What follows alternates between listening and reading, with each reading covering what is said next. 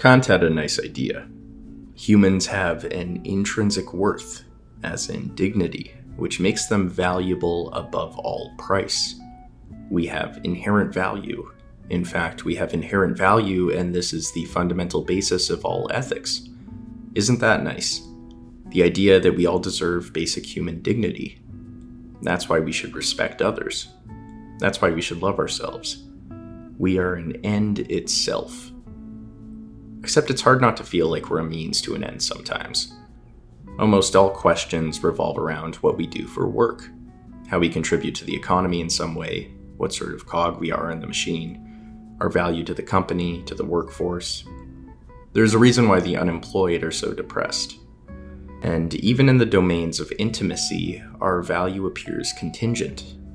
This is why Kant refused to entertain the idea of casual sex, as even when consenting, he felt that two individuals are simply using each other as a means to an end, rather than the end itself.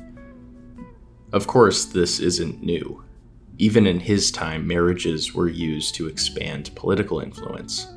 But we can also look towards the more modern forums, where lonesome adolescents bond over a view of sex that's little more than a battlefield of Stacys and Chads, where love is apparently banned entirely from the undesirables.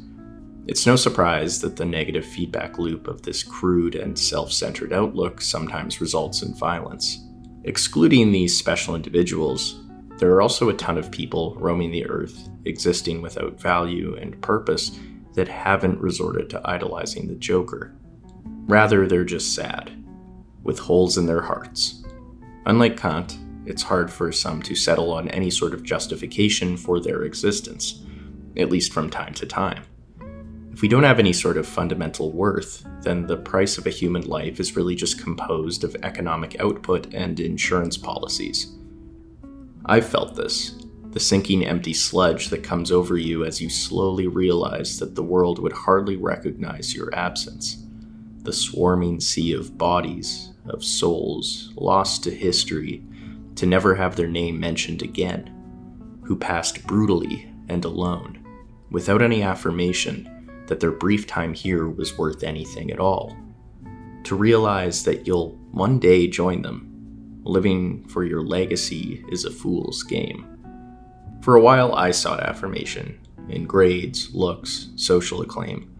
The great thing about living now is that we have so many tools to measure our social worth, something that was historically quite vague. Likes, follows, subscribers.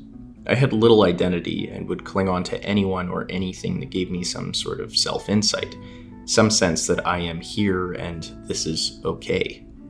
That I am okay. A rare sentiment to have. Like a shattered mirror, who I became was a set of fragmented pieces, reflecting whoever so happened to wander into its view.